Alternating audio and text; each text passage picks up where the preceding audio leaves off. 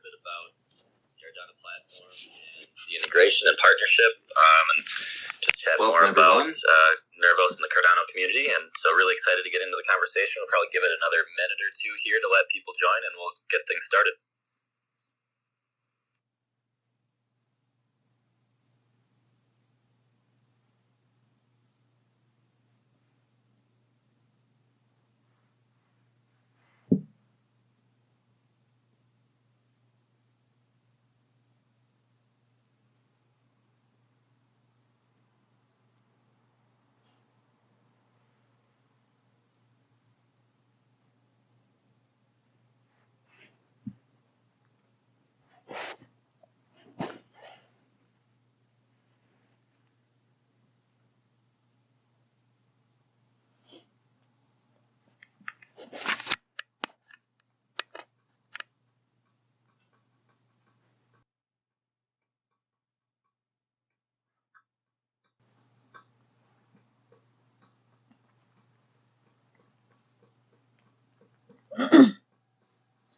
Small note, any members or community members who wish to speak, we want to hold off questions until later in the hashing it out space, and we are going to allow Nervos employees and our guest speaker to speak first. Thank you. Yeah, definitely. We'll get people up here for questions a little later in the episode. We'll kind of start things off by opening it up and chatting a little bit about Ardana and give them the floor to kind of let them speak about the Ardana platform, what it's all about, and then we'll kind of dive into some deeper conversation and get people up for questions as well. But go ahead and kick things off here. So just kind of the, couple standard quick mentions that we normally cover on every episode.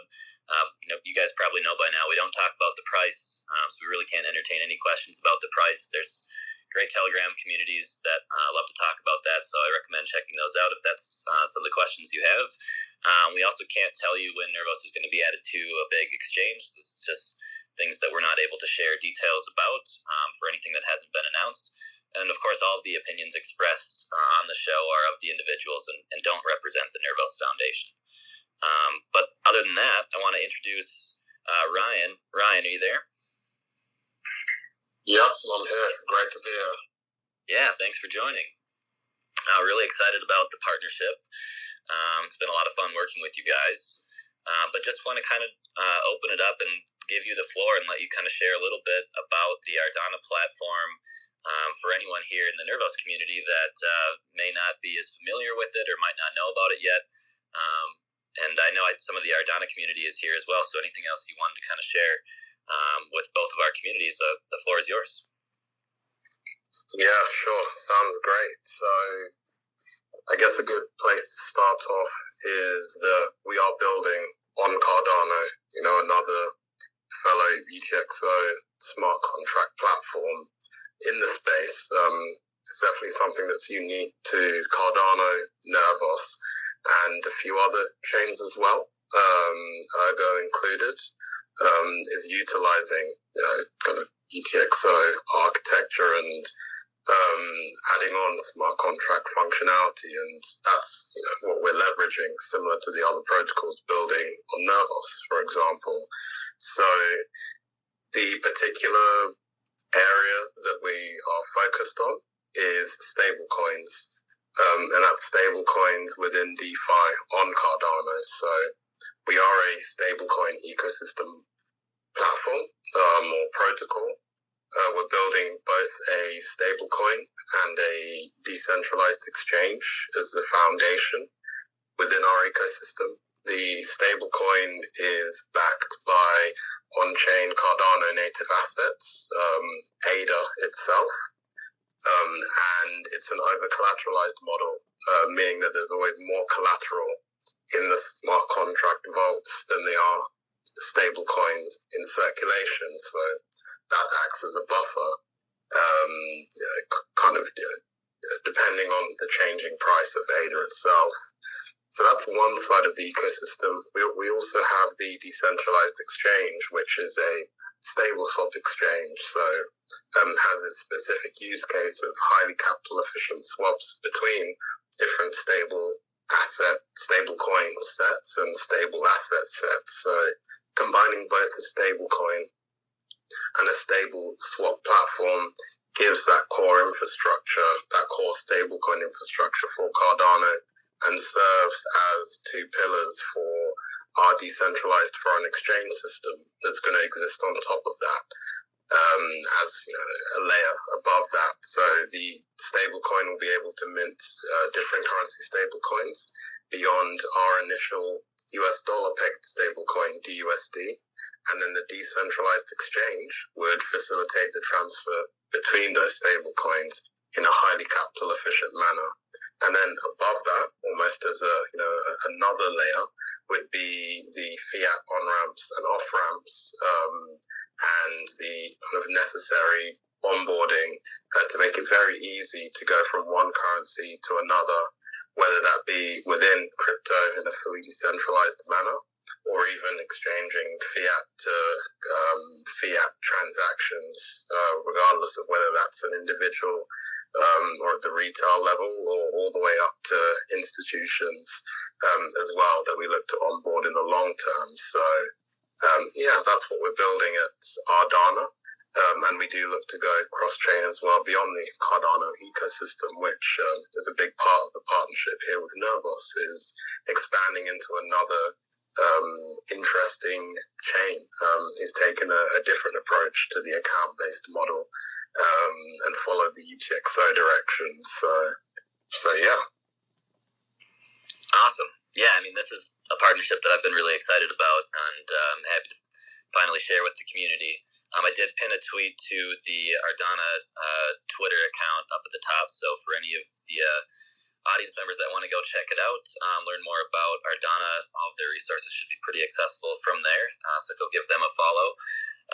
And just as you're kind of like talking about the ability to tie this back to fiat, or to make it easier to have more seamless transactions when it comes to crypto and more like fiat backed stable coins, kind of mentioning the use for like retail or company services. If I were to pay for something, is there like a strong custodial aspect to this, and how people are able to then use their cryptocurrency to make purchases or transactions at maybe like stores or events and things that they would be spending money on in their everyday life? Yeah, so for the system that we're building, there isn't a centralized custodial aspect. So our stablecoin DUSD functions very similar to MakerDAO. If any of you are familiar with the ecosystem over on Ethereum, so it is a decentralized stablecoin protocol backed by ADA itself, Cardano's main token. So our solution would be, a decentralized model, at least for the stablecoin, and then would have the decentralized exchange as well, which would be, kind of by the name, decentralized.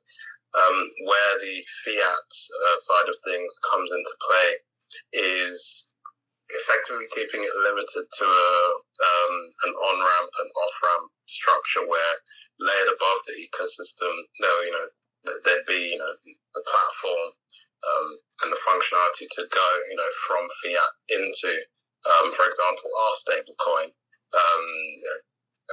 and we are working with various different clearance type companies, at least within that area, which would enable that. So it's not necessarily custodial in any way in terms of our solution.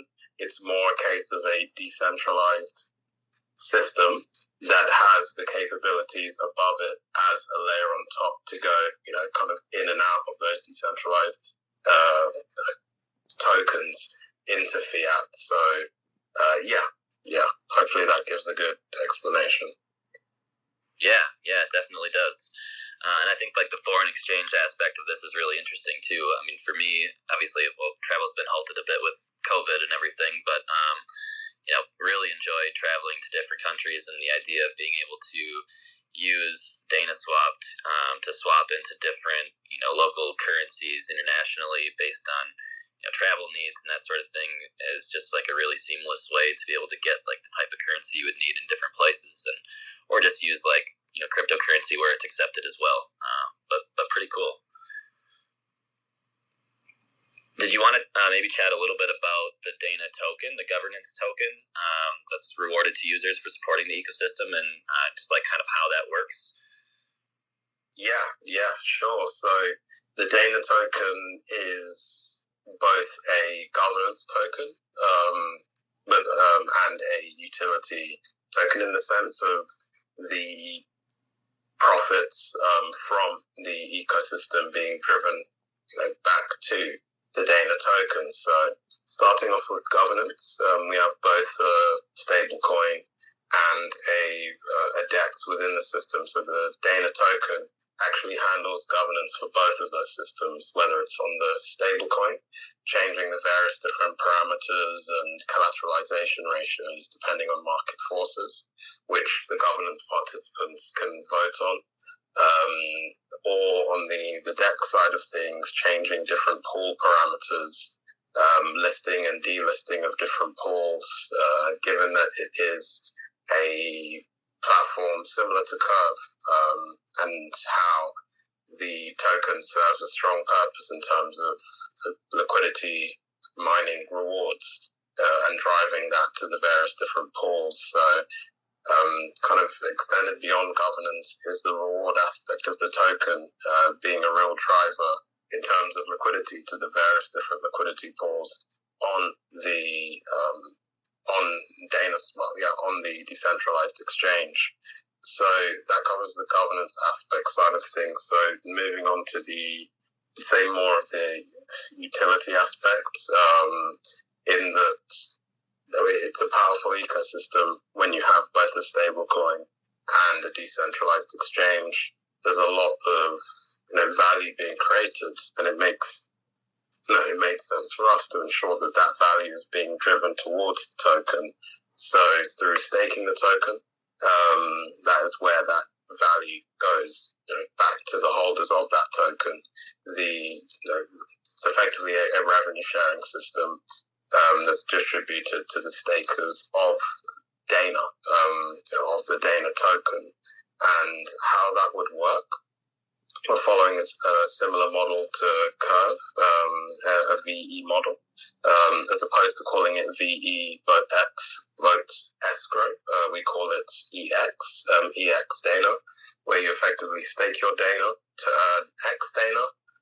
And that X Dana can be locked to then either participate in governance or earn a share of the kind of revenue of the entire system. So this X Dana model is important in that it ensures that the value is going back to the strong participants, the participants who make the choice to engage with the system long term by locking for an extended period of time. So the longer you lock your X Dana, the greater your share, both in terms of governance and the revenue of the ecosystem is.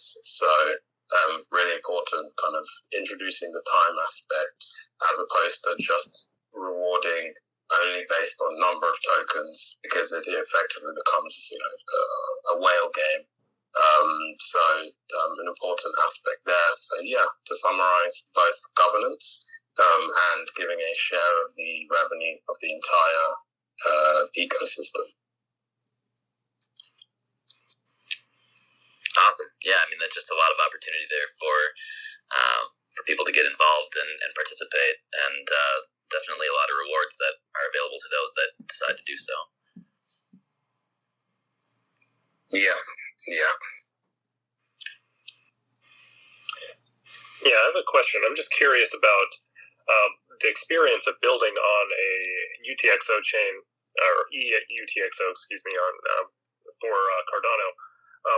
What were the challenges, the main challenges that you encountered during the building of Ardana? I'd say the main challenges, and now they're no longer challenges, was really just a function of building on a new type of system. I think Ethereum coming first as the first implementation of a smart contract platform.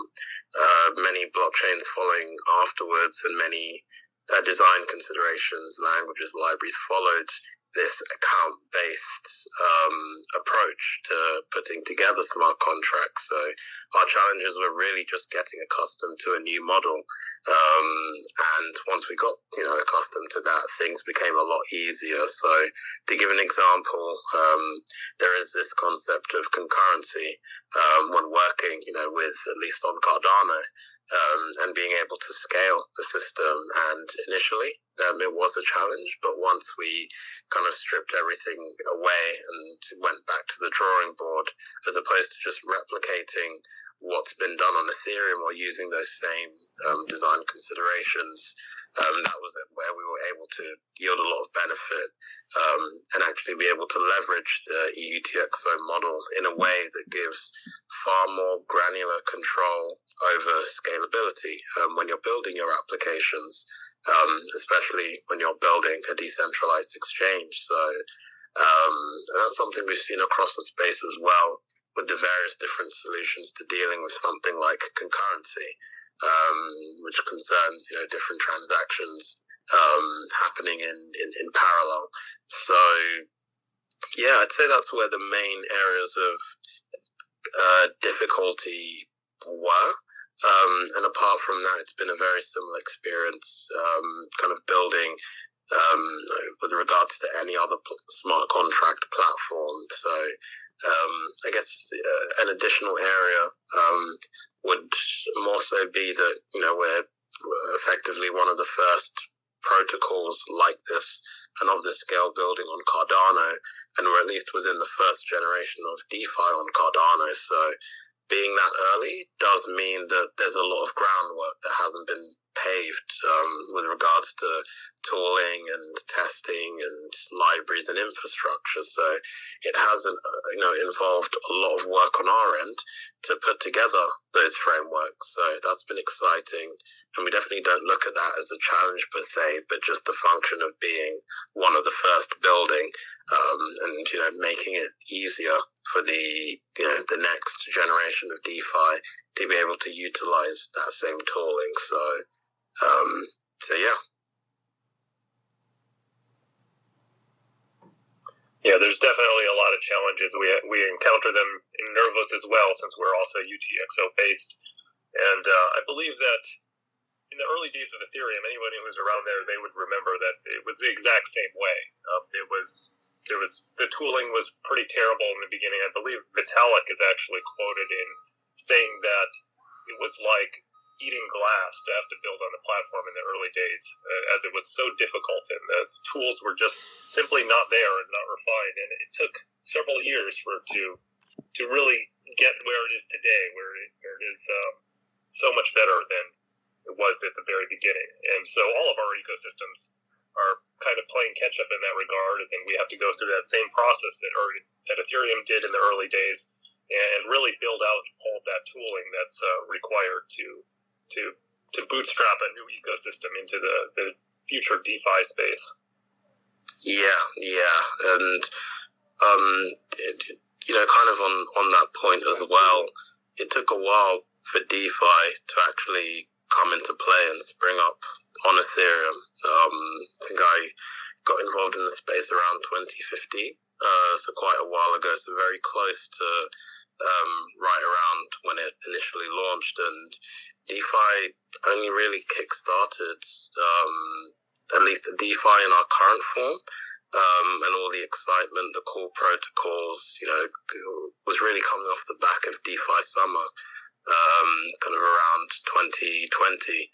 But even before that, it was 2018 when we first started to see the interesting protocols and new designs, whether it was MakerDAO and things like Uniswap.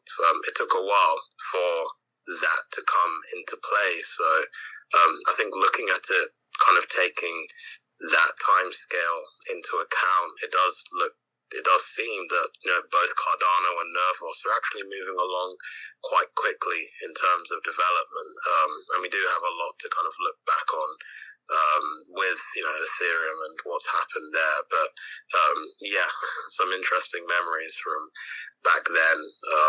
Protocols that are no longer here, but the difficulties building back then, or just even trying to figure out how smart contracts can even be leveraged. So yeah.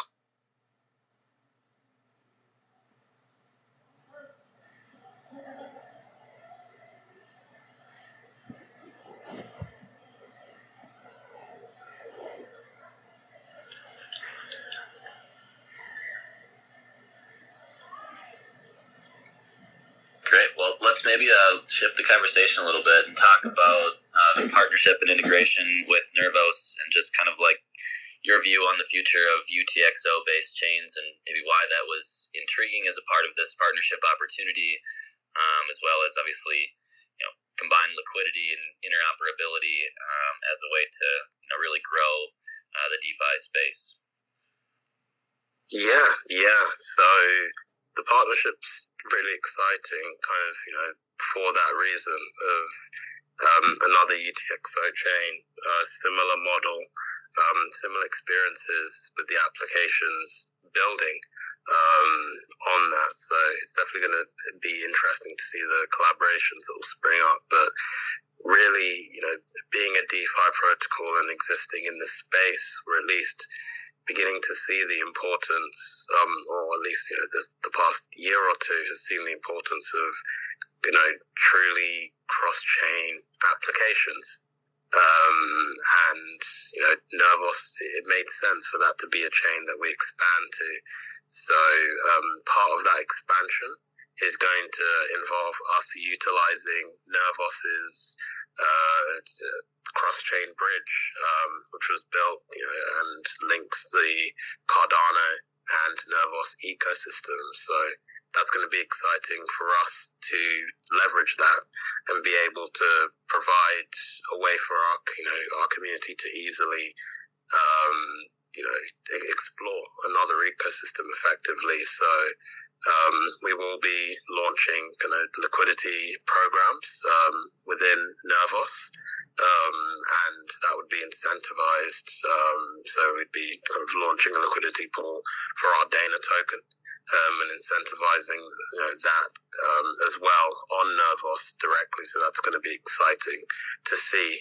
And that's really going to be the beginning of the partnership to lay the foundation. We want to take it to the next step and actually integrate that into our protocol itself. So given that the Force Bridge gives us the capabilities of bringing Nervos' native token, CKB, over into Cardano, it makes sense for us to bring that into the stablecoin protocol and actually offer that as collateral that can be used to mint stablecoins against that. So CKB holders would eventually, down the line, be able to bring their tokens into Ardana's protocol, deposit that into a vault, and use that as collateral to mint stable coins against that. Effectively mint a stable coin loan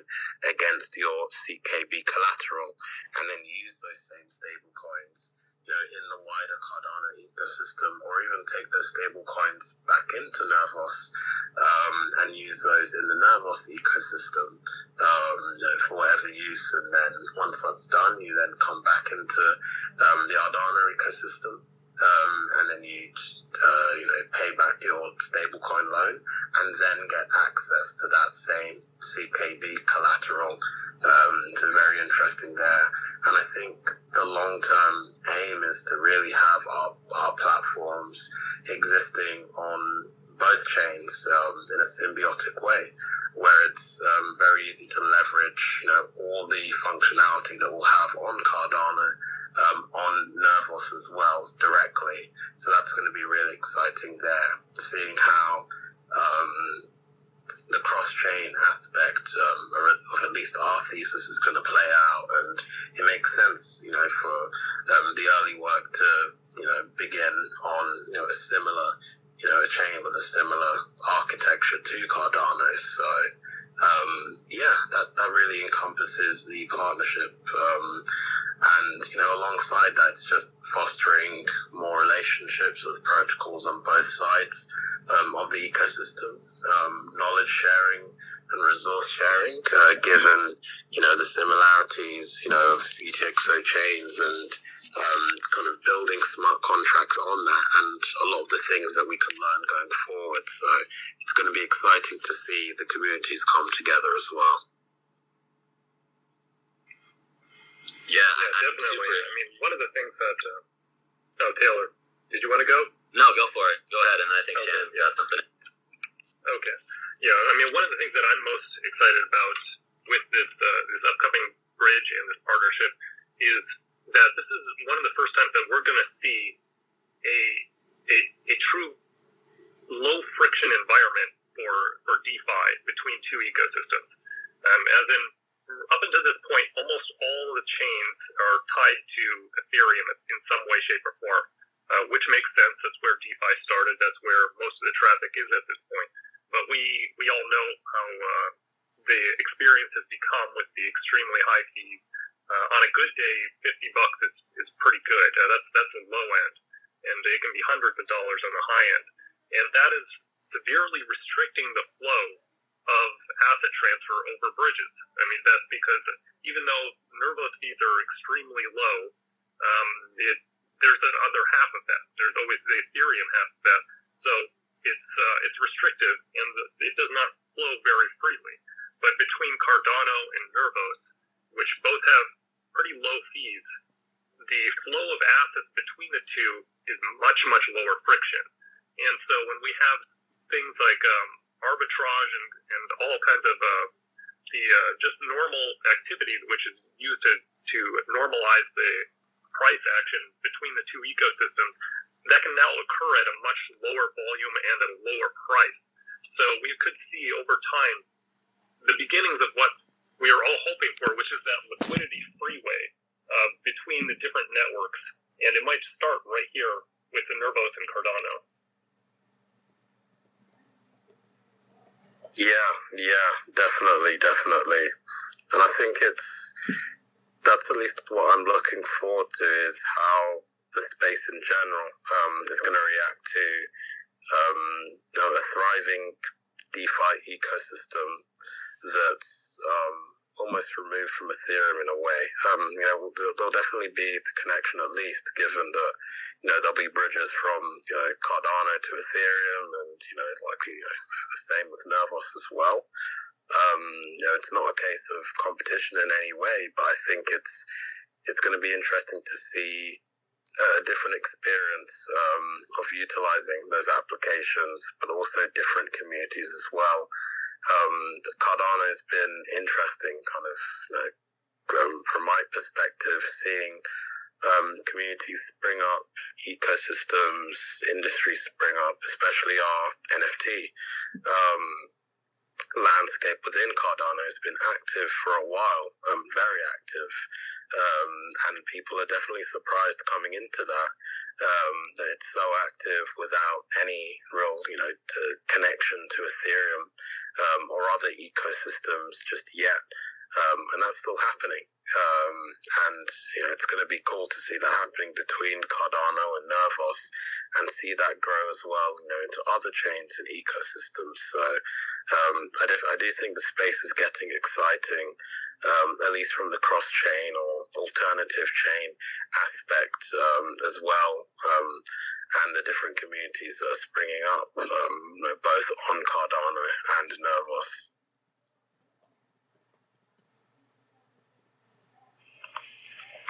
Yeah, definitely. I was just going to echo the same exact sentiment. I mean, it's super exciting, and the interoperability aspect of it, by connecting two different chains and ultimately, multiple chains interconnected, just opens the door to so many possibilities of ways in which you can use your digital assets and move them freely.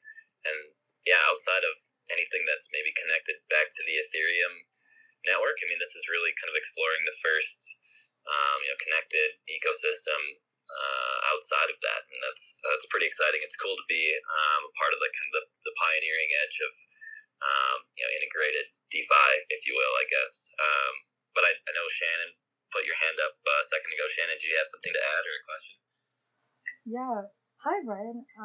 So I was looking at your personal Twitter, and I noticed that you retweet about design and art, like from the Twitter accounts Arcolect, and like you retweeted about like this anime car driving down a road and a Game Boy. And that one post by Charles Hoskinson about the origins of the Cardano design logo, would you say you appreciate the arts and composition? Yeah, definitely. I'd say it's a bit more than just a hobby. For me, given that I kind of do a bit of design work on the side, or at least kind of digital art, so it's always been a strong interest of mine, and just seeing that evolve in the space, I think NFTs is something that appeals to me. Being able to see different kinds of artists, which you wouldn't get the opportunity to see outside of the space, have the opportunity to create cool artwork and just launch it effectively. Yeah. And build a community around that. And if we do kind of take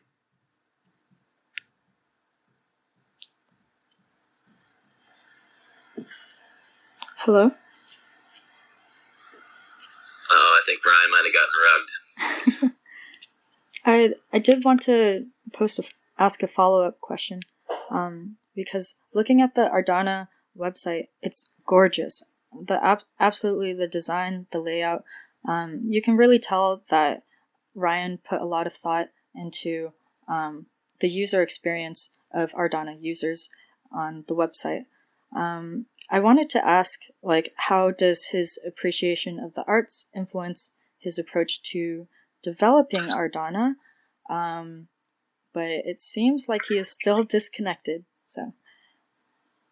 Yeah, I think that's a great question. I had the same exact thought about the website as well. Very clean.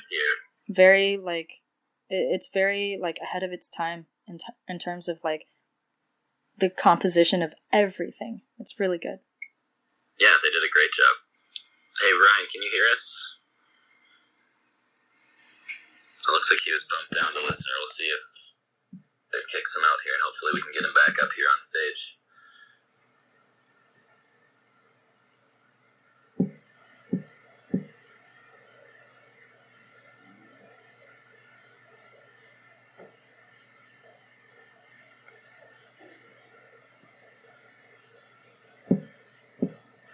In the meantime, if our listeners can please prepare some questions that they want to ask, let us know. Ryan, are you back?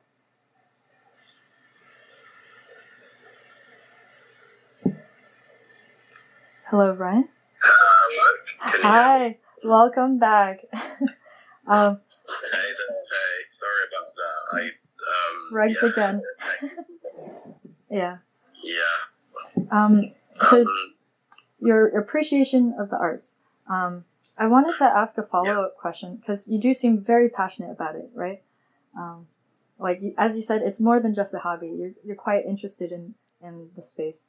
I wanted to ask, how does your appreciation and approach to art and design influence your approach to developing Ardana? Yeah. Interesting question. I'd say perhaps maybe more of an thinking outside the box approach to building an ecosystem. So my role, at least within Ardana, is more of let's say a managerial role, or coordinating teams as opposed to the hands-on software development. I haven't coded in a while,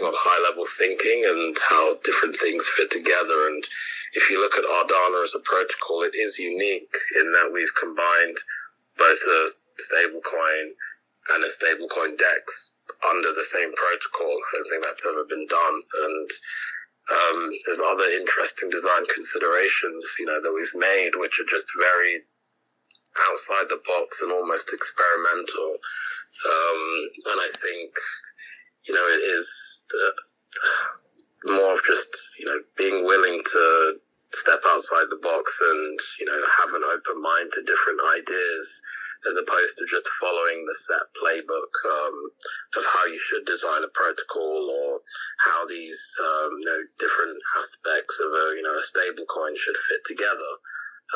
So I think perhaps that plays a role, and then even in the design aspect as well, I was heavily involved in the kind of the branding of Ardana and putting that together, and that's just an important part to me. Beyond the protocol itself is how is it displayed to users, the UI and UX experience as well, and a lot of that is really focused on art, because it's how it looks. Does it look good? But then additionally, is this functional?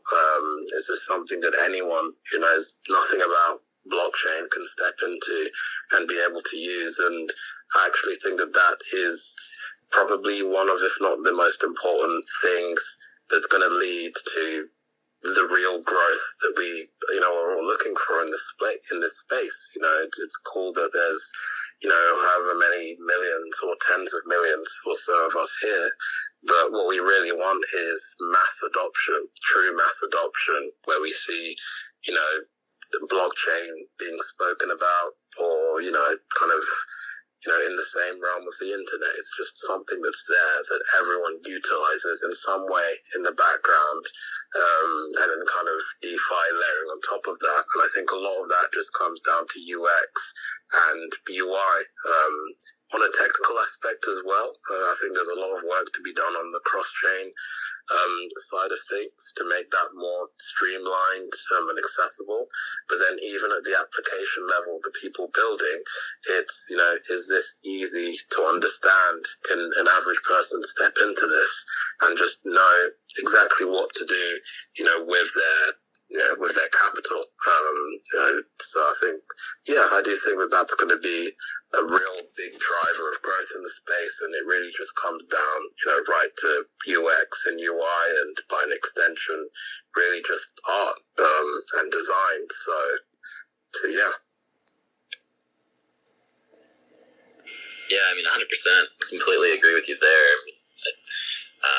From my standpoint, the gateway to mass adoption in the crypto space, whether it's DeFi, NFTs, or anything in between, is a really simplified onboarding experience, and honestly, probably more like internet-like tools that enable people to create an account and not have to worry about a passphrase or understanding anything about cryptography. That's kind of the future of digital assets as I personally see it. And excited about the opportunities that both the Nervos and Cardano ecosystem are able to bring from a technical standpoint to provide those sorts of tools, and are kind of already starting to do so, which is pretty cool to see. Yeah, definitely. Agreed. Well, I think at this point, definitely opening the floor to anyone that has questions for Ryan, or anyone from the Nervos team about partnership, the integration, UTXO blockchains, anything that we've really discussed today. So feel free to hit the request, or raise your hand. We'll get you up here to ask a question. But yeah, Shannon, do you have something? Yeah, I wanted to ask Ryan, what were some approaches? What were some of your favorite approaches to getting people to build on Ardana? Like successful, or like you just enjoyed this method or this tactic for encouraging people to build on Ardana, whether it was sponsoring an event or like hosting an event, something like that? Yeah. So, I'd say, interestingly enough, it's exactly what we're doing right now on hosting Twitter Spaces. I think over everything, whether it's been, the different marketing efforts, because that's really a big part of any blockchain project or DeFi project, more specifically, is the marketing or the community growth aspect of things. And it's, at least for me, coming from a more technical background in the team, it was, really new waters for us. But over everything, all the promotions, the one thing that has led to the biggest growth is Twitter Spaces.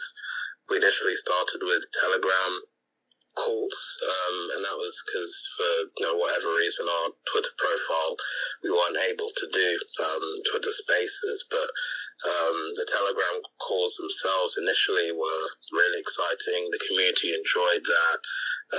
We had great turnout, and then bringing that into Twitter, the turnout went up again significantly. So it was really cool to see that, the engagement there, and just an easy way for people to dip in and out and actually be able to speak to the team. I think looking at blockchain projects, you always get this weird sense that the team are somewhere, whether it is either up in a high castle or the opposite, down in a basement building away, which is cool in a way. It's mysterious, but I think the community really appreciates actually being able to speak to us, and hear us weekly of what's been happening, how is development going, and what are our general thoughts on the space going forward. So I think that's the biggest thing that's led both to community growth and actually to people wanting to come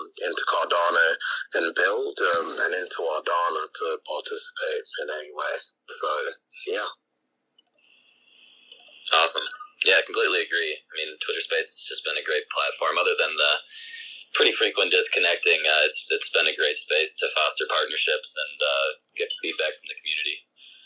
All right, so we've got Ryan. You cool with getting some questions going here? Yeah, sure. Go for it. Awesome. All right, so we've got Terry, Bobby, and Glory up here. Maybe we'll start with Terry, and then I think Bobby and Glory was next after that, if that's cool. Yeah, hey guys. First of all, thank you for hosting this space. I have two questions. The first one is for Ardana, and then I have a follow-up question for Nervos. Ryan, regarding the partnership with Nervos, does this change the launch date? What is it, or any other features or roadmap? No, it doesn't. It's separate from the protocol that we're building. Both can be worked on simultaneously. We launch the protocol that's being built, but then we can also move forward with the partnership, bringing tokens into the Nervos ecosystem across the Force Bridge, and then launching liquidity incentive programs through our Ardana token as well there. So it has no effect on the launch date for us. Yeah, I was just wondering if it would actually. Okay, so you're going to launch on Cardano first, and then look at Nervos. Am I right? Yeah. The protocols themselves, the stablecoin and the DEX, would launch first on Cardano, and then we slowly progress to launching on Nervos as well.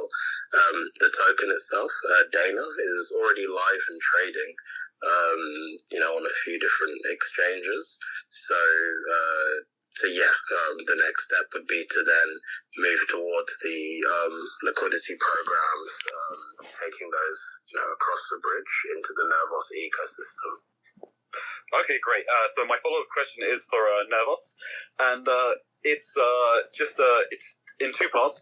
One is what are the unique features of Nervos compared to Cardano, and also do you have Do you have a stablecoin DApp in your ecosystem already, like Ardana?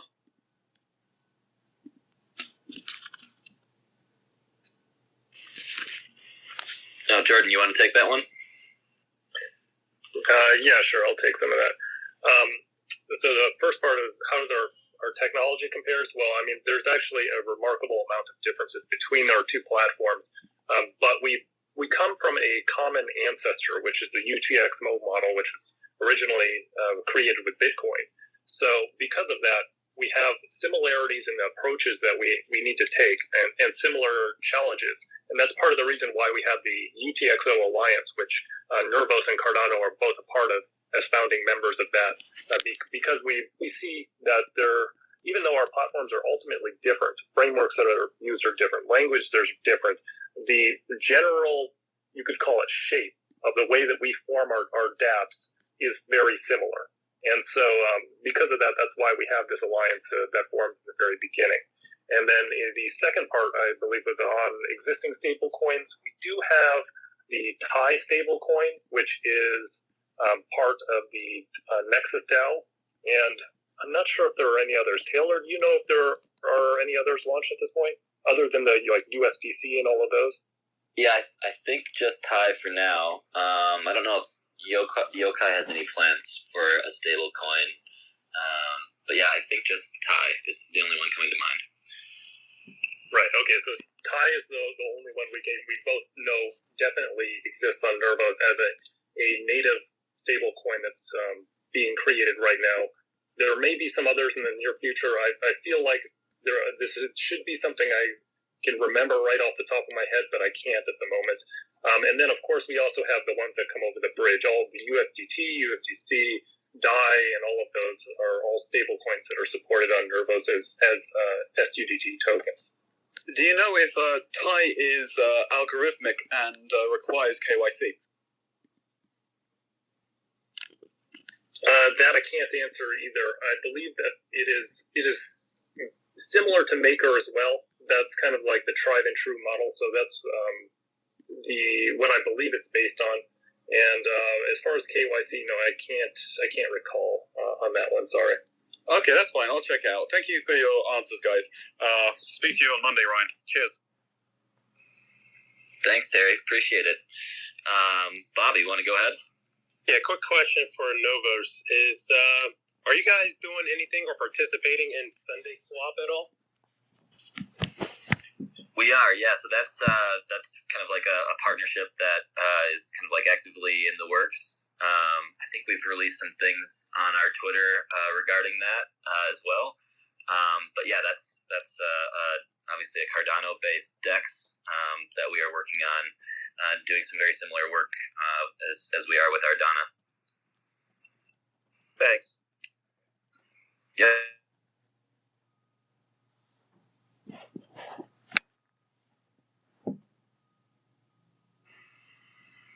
Hello? Glory, were you speaking? Yes, absolutely. Thank you. I have a question for Ardana. The first one is, when does the project forecast to be trading on large exchanges like Binance, Coinbase, or Bittrex? Because I think that will be a great way to get adoptions for the project. And my second question is, in terms of the incentivization program, what are some of the things that the team is working on? Yeah, so starting off with the first question, so we are currently trading on Gate.io and MEXC. Now, in terms of other exchanges, we are in talks with a few different exchanges, kind of many tier one exchanges. However, in terms of when we'd launch, it really is dependent on when those exchanges integrate Cardano native tokens. So we worked with both Bitmart and MEXC to do the technical integration for that to happen. And we're working and pushing other exchanges as well to do that as well. So, kind of hopefully in the near future, we'll have a few more different exchanges in terms of, the particular ones, at least at this stage. we can't mention any names, but they are, various ones which kind of hopefully many of you in the call would use or do know about.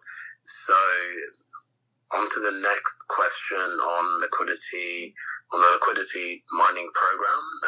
It will be very simple, i.e., we have our Dana tokens, take them across the Force Bridge, and we'd launch a liquidity pool of Dana on a DEX, and then we would then incentivize people to add their liquidity to that same pool, and that incentivization would be done through the Dana token. So you'd take your tokens, you deposit them, or you then add them to the pool.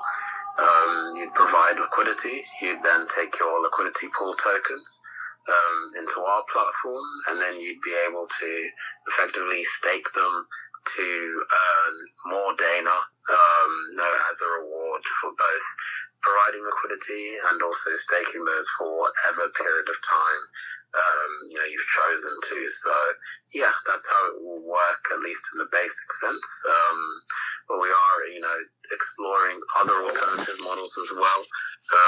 The concept of protocol-owned liquidity that Olympus DAO has popularized is something that's interesting to us. So that may be another alternative way that we do grow liquidity within that pool on Nervos. So yeah. Thank you. No worries.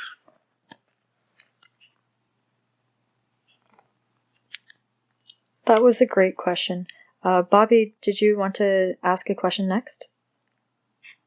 I think Bobby had asked a question already, but if he's got another question, by all means. No, you answered my question already. Thanks. Perfect. Great. Well, it looks like at this point we don't have anybody else that's requested to speak. We've got a few minutes left here, so if anyone else does have any kind of final thoughts or questions or anything to add, definitely feel free to jump up and join. But yeah, anything else from any of the team members here on the panel, the Nervos team, Ryan? Yeah, actually, I have a short question I've been thinking of asking. Firstly, Ryan, very excited about the partnership. It's exciting to see the ecosystem grow both ways, and yeah, it's pretty cool to see the growth happening going into 2022. But I kind of wanted to skew a question kind of between your interest in NFTs and DeFi. A lot of different teams and protocols have slowly begun to kind of incorporate NFTs in some kind of aspect with DeFi, whether it's games or whether it's lending protocols, or I know a few DEXs even support marketplaces. Is that something that Ardana is maybe considering, or in your personal opinion, is this something you see that will kind of continue to overlap? Yeah, great question. So in terms of where I see the space going regarding this, I think it's really going to come down to utility, and also just general. I think, starting with utility. You have a DeFi protocol, and you need a way to identify different users, but then also for them to be able to own that particular identification. I think there is an interesting vertical that DeFi protocols can explore, utilizing NFTs and identity that way. And then additionally as well, whether it is how NFTs can interface and provide various different perks or different use cases to represent something within a protocol. There's various different ways in which they can be leveraged in that direction. So I think there is utility for NFTs, within DeFi, from those angles. I think as well, NFTs do provide an interesting link, at least between the kind of DeFi aspect and the gaming metaverse aspect. And I think that that's going to be important, given that, at least on the gaming side of things, what we would be seeing in the space, it provides a different experience from what we've seen in the traditional gaming space. And I think one area which we kind of clearly understand is decentralization or ownership, and how that can be tied to NFTs. But I think additionally as well, introducing the true value aspect or the DeFi aspect into gaming is going to be a very interesting shift. And if we look to projects like DeFi Kingdoms, and I think they have the Jewel token, they're on Harmony. A very interesting merge between kind of a gaming slant to DeFi that's tied into the protocol. I think that that's going to be an interesting use case, at least merging those two. And I do think that NFTs are going to play a role. Now, with regards to Ardana and our future considerations around that, it really is going to be focused on the NFT aspect, and that's both going to be how NFTs can give various different perks or characteristics within our protocol, but then also, I think more importantly, is tying that to governance and transferable governance through kind of identity and what those NFTs represent. So that's definitely something in the long term, as we're still even on kind of other ecosystems where we've seen governance operational or at least experiments playing out for years. I think there's still a lot of work to be done on structuring governance, and there's interesting models out there, whether it's quadratic voting and the use case that can provide. And I think, kind of at least the thing holding back quadratic voting particularly is identity, or at least identity tied to an actor in that system, and being able to identify that this person has voted once and only once. And I think that NFTs can really play a role in that aspect. So that's something that we'll be exploring in the mid to long term, but it's definitely a lot of time before we get there, and we don't want to fall into the trap of just integrating NFTs because it's the cool thing, or just launching NFTs. But I think as well, at least something that would interest me personally is from like just the pure creative art perspective. There's a lot of community members who regularly come in and put forward different logo designs or branding designs or memes or artwork related to Ardana. So I definitely think there's room for us to just as an enjoyable thing, not necessarily tied to the protocol itself, kind of explore the NFT angle from a community aspect and see what people come up with, and maybe incentivize that and reward that. So kind of lots of interesting things we can explore there. Awesome. Thanks for sharing all that. That was very insightful. I do have one more question, if possible. Yeah, go for it. Yeah, for Nervos, as the ecosystem grows, do you expect network, like the hash rate, to become more difficult in reference to mining? And will there be any type of halving?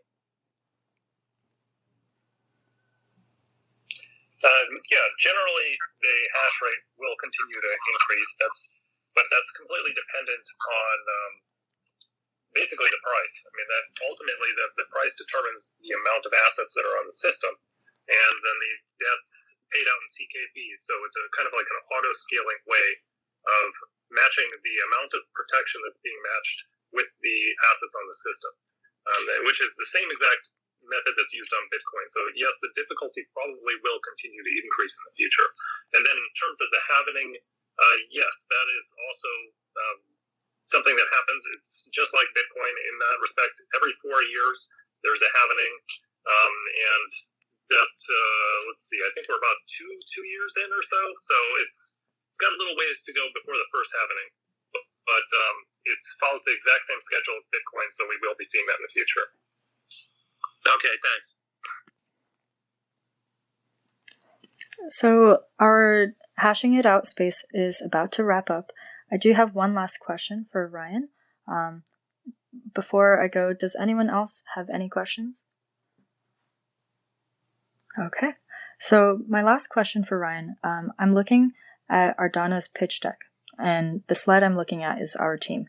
I see that there are 18 people listed here, and Ardana is engaging in some really exciting projects for the roadmap of 2022. So I was wondering, is Ardana planning on expanding their team, like in a big way, or just like a few people? I would really like to know that, Ryan. Yeah, sure. So I'd say for now, we're not planning on expanding the team, given that we already have a fairly large team. So on the pitch deck, we do have 18 people.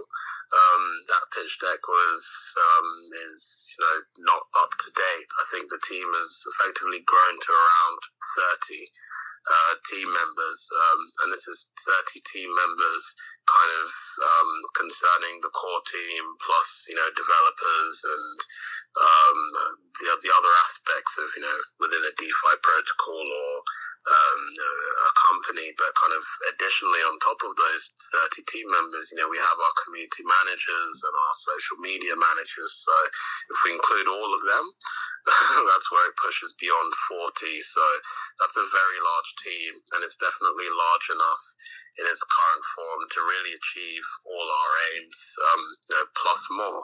So I'd say at least for some time we won't be expanding the team, given that we have more than enough hands on deck to tackle the different verticals we're exploring. But it is kind of whether someone wants to come in and contribute in any way. We will be an open source protocol, so there will be that room for people to come in and offer their contributions, whether it is directly in development, but also aside from that, at the community level. Kind of a lot of our kind of branding assets or our kind of the videos, and a lot of that has come directly from the community. So it's a large team. Definitely more than large enough to do what we need to do, at least for the 2022 aims. But always welcome for others, kind of anyone coming in and offering their contributions. That's awesome. Well, with that wraps up our hashing it out space.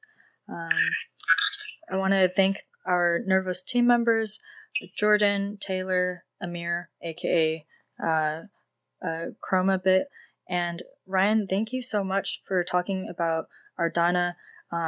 This has been an amazing hashing it out. This is Shannon, by the way. Thank you. Yeah, Ryan, thanks again. Really appreciate you jumping on, chatting about Ardana and this partnership. Really excited about the future of working with you guys. Yeah, likewise. Thanks a lot for having me, and thanks a lot, everyone, for being here and listening in, and the great questions. So, really looking forward to what we build together. Thank you. Bye, everyone. Thank you.